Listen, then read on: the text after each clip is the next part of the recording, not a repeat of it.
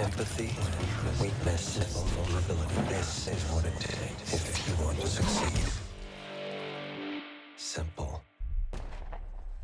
Welcome to Davy's Take. Today we are talking about The Killer, the latest film from David Fincher. After a fateful near miss, an assassin battles his employers and himself on an international manhunt he insists isn't personal. What a great year for great directors. We have Oppenheimer for Christopher Nolan, we have Killers of the Flower Moon for Martin Scorsese.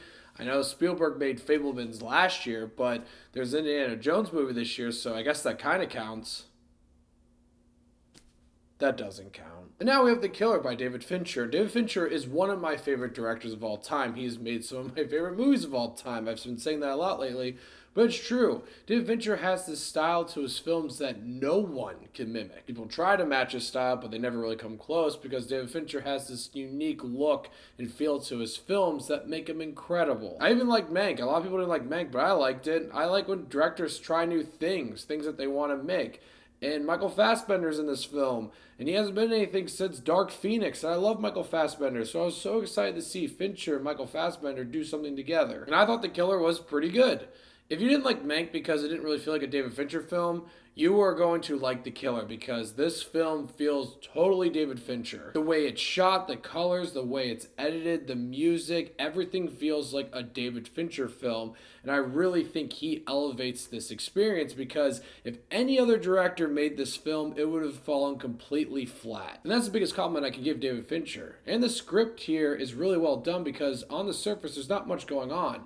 But the dialogue here does keep the film moving, keeps it engaging. That also has to do with the performance of Michael Fassbender. I thought he did a great job here.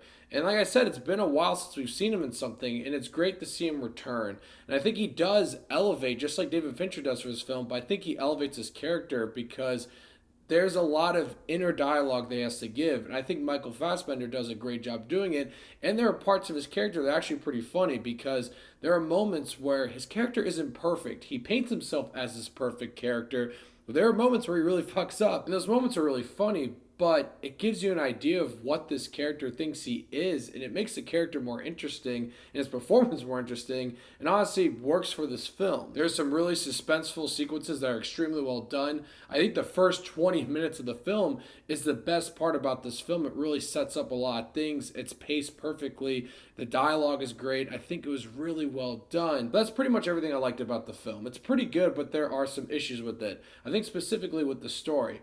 There really isn't a story here. Yes, there is a story, but it's really not interesting at all. It's actually kind of a bore. The most interesting part about this film is the main character, the way he presents himself, the way he does things, the way he keeps everything organized. Michael Fassbender does a great job portraying that. But unfortunately, the story surrounding all of that is not interesting at all. It seems very generic and very forgettable. That's why David Fincher deserves all the compliments in the world because this film is never boring because of how it's made and our main character. But I just feel like the overall story and the overall journey our character's going through isn't all that interesting. It's something we've seen before, and I thought there'd be a little bit more to what our character is trying to do. There are also some parts in the plot that seem a little convoluted, a little confusing, and I get that the overall point of this movie is about our main character and the way he does things and all of that. And all of that does really work in the direction David Fincher does. It's all great. That's why I thought this film was pretty good.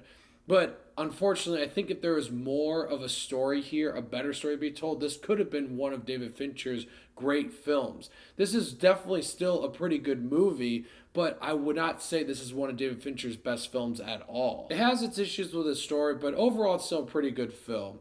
It looks great. It has some really well done sequences with an interesting main character that is portrayed great by Michael Fassbender. It is a film that is definitely elevated by its filmmakers. It feels very David Fincher. And if you're a big fan of David Fincher, I think you'll still have a good time with The Killer. I'm going to give The Killer 7.5 Davey Daves. The music and score here is also incredible. I forgot to mention that. That always seems to be the case with these David Fincher movies. It's unique, it's really well done, and that is the case here. It is a really great score. So, The Killer. Let me know what you guys thought of it once you've seen it. I'm curious to hear. And thank you so much for watching. Click here to see more of Dave's Takes.